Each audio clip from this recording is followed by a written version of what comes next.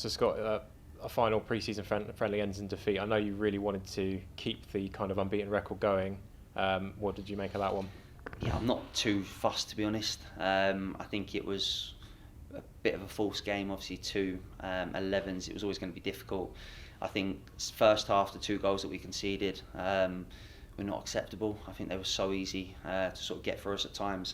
I said to the lads at half time, a lot of the times that they had success were from our mistakes, taking silly touches in our own box or getting caught on the ball in midfield. And then I think once we got to grips with their shape, we sort of, wouldn't say we were on top in the game, but we got a little bit of momentum, caused them a few problems. And the most pleasing thing was to come back into the game at half time, to come in at 2-2. And then the lads in the second half, they had to be disciplined, they had to be patient, had to be boring. Because I said to them, if you go chasing, it's going to be a long evening.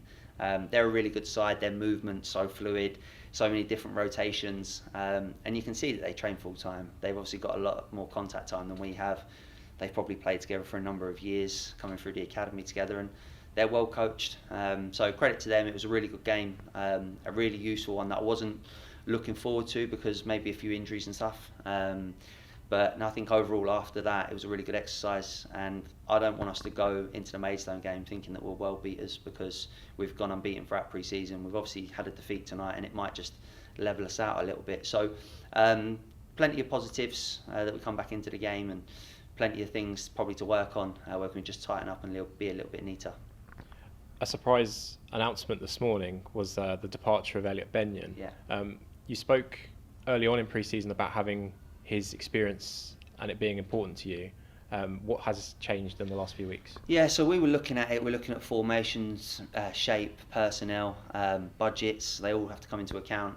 And we had a chat between Yella and I and Chrissy very briefly, even though he's not seen loads of Els. And between the two of us, I guess, we decided that it was probably best that he moved on. He said that he wanted to play regularly, and we couldn't promise him that. He loves the club. He's been a brilliant servant in the short space of time that he's been here. I think since the day that I took over, being a similar age to him, he's been nothing but supportive. He's been brilliant, a role model in the dressing room. So it was a really emotional phone call. I found it really tough to deliver the news to him, but he understood. He's got a really good deal at Hanwell as well, where I'm sure he'll go and play regularly. People at our age don't have many years left in football, so it's important they enjoy it. I think also the arrival of Tom McElroy as well. We looked at it. Mikel's hopefully back training next week, so hopefully in a few weeks' time we'll have Nathan, Tom and Mikel to pick from. And we weren't too sure where that left Elliot. So for us it was just about being honest with him. We didn't want him to miss out on a good deal elsewhere that was on the table for him, and he's got a family and 3 kids to support. So for me it was an emotional one that kind of didn't want to lose him, but felt like it was right to do so for his best interest, to be honest.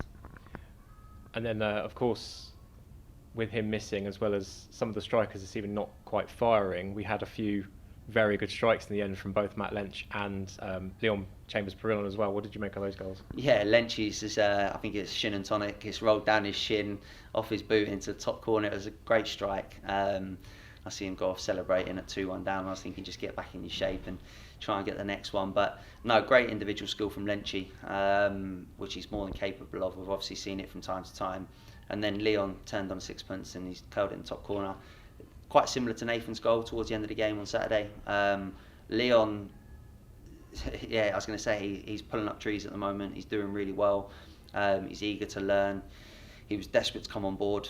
He just said to me, after I said to him that we're going to sign him, he sent me a text in the evening saying, I'm delighted to be on board, I just want the opportunity. And he can be a really, really good player. He's got the attributes and whatnot. So delighted for him to get the strike. He'll build his confidence from that. And he's a confidence player. He's quite shy. He's quite quiet. But the more he does on the pitch, I think you'll see a better Leon. And finally then, pre-season now over. Do you feel confident now going into the first game on Saturday? Yeah, I feel content. I think that's the right word. Really happy with what we've got in the building. I'll be even more delighted when Mikel's back as well. I'm excited to see him play football. It'll be a real boost for us. He's probably a different type of striker to what we've got, but through obviously consequence of injury, we've not been able to see him. But I think looking at the whole squad, there's real competition for places. We've got some young, exciting players. We've got experience in the team in terms of the older lads that have probably played 200, 300, 400 games in this league now. So I think we've got a good blend.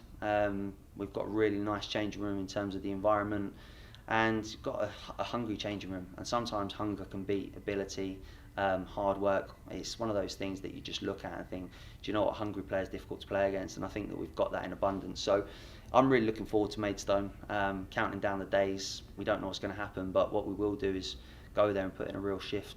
We'll put in a good performance, I'm sure. And that's all we can ask. I think if you look after the performance, the result will take care of itself. But we're the underdogs, we've got nothing to lose. I'm sure that Maidstone will be saying it's all about them on the day. It won't be about us. Little Slough town going to Maidstone, probably 3,000 people there. So we always like the challenge. More often than not, we rise to the occasion, and hopefully we can do it again. But if not, we'll do it against Dover when we come back here. Cheers, Scott.